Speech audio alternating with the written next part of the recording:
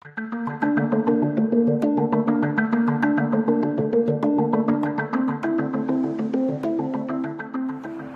angka kasus COVID-19 di DKI Jakarta membuat Gubernur DKI Jakarta Anies Baswedan menarik rem darurat atau menerapkan kembali PSBB total. Nah, PSBB Jilid 2 ini tentu berdampak pada para pelaku usaha. Mulai dari skup yang paling besar, yaitu para perusahaan swasta, ataupun skup yang paling kecil, yaitu UMKM. Seperti di tempat saya berada saat ini, yaitu di Blok A Pasar Tanah Abang, bisa dilihat para pedagang di sini sepi dikunjungi oleh para pelanggannya.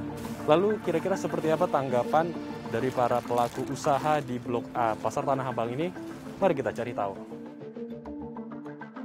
Pemberlakuan PSBB Jilid 2 yang diterapkan pemerintah daerah DKI Jakarta berdampak bagi para pelaku usaha, seperti pelaku UMKM di Pasar Tanah Abang yang sepi dari pembeli. Di Blok A Pasar Tanah Abang, Jakarta Pusat, para pengunjung terlihat sepi. Selain karena pembatasan jumlah pengunjung di pasar yang dikurangi 50%, jumlah kedatangan warga yang datang juga menurun karena aturan PSBB yang mewajibkan masyarakat untuk beraktivitas di rumah. Jika saat PSBB transisi jumlah pembeli dan pengunjung mencapai 10.000 hingga 12.000 orang, kini saat PSBB total jumlahnya hanya mencapai 2.000 hingga 3.000 pengunjung per hari. Lalu bagaimana tanggapan para pedagang dengan peraturan PSBB total saat ini?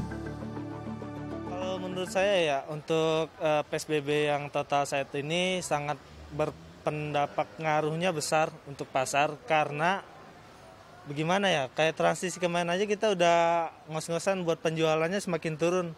Jadi PSBB ditarik rem lagi, makin jatuh lagi, makin lama makin sini pasar makin hancur kayaknya, Pak. Kalau untuk setujunya sih kurang setuju ya ada PSBB gini, tapi alhamdulillah juga sih udah diizinin untuk berjualan. Namun efeknya ke pengunjungnya tidak ada. Kalau yang selama transisi kemarin taruhlah tanggal 19 Juni ya sampai dengan terakhir itu kan udah mulai menanjak nih. Agustus kemarinnya let's say kurang lebih sekitar sudah bisa achieve 30-40% lah jumlah pengunjung dari kondisi normal ya. Artinya sudah bisa achieve 30-40% itu udah mulai agak bergerak lah istilahnya gitu kan. Mulai ada sedikit kehidupan lagi itu kan. Sekarang ya turun 50% lagi tadi dari segitu kurang lebih kan gitu loh. Tapi kami berharap sih ya mudah-mudahan ini cuma sebagai efek awal aja lah mudah-mudahan. Peneliti Institute for Development of Economics and Finance mengungkapkan salah satu cara agar para pelaku UMKM dapat bertahan di tengah pandemi adalah dengan bertransformasi di ruang digital, yaitu menjual produk secara daring melalui media sosial ataupun e-commerce.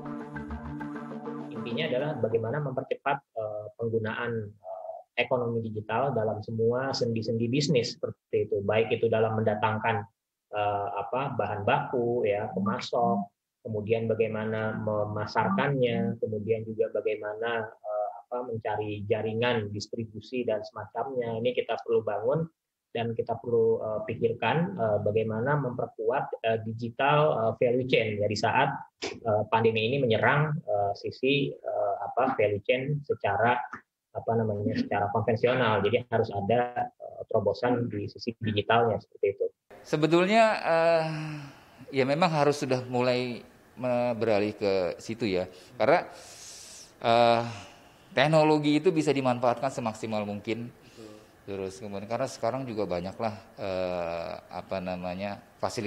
fasilitas yang diberikan oleh provider ataupun online shop yang bisa diajak bekerja sama. Artinya dengan biaya yang seminimal mungkin bisa dimanfaatkan semaksimal mungkin. Nah, itu yang kami harapkan juga pedagang bisa melihat peluang-peluang tersebut agar dapat dijadikan fasilitas dan sarana dalam memasarkan barang dagangannya. Membuat inovasi produk berdasarkan kebutuhan serta memanfaatkan teknologi dan jeli melihat kesempatan dapat menjadi kunci agar pelaku usaha bisa terus bertahan selama pandemi COVID-19. Andrew Pakpahan, Hendra Gunawan, DAI TV.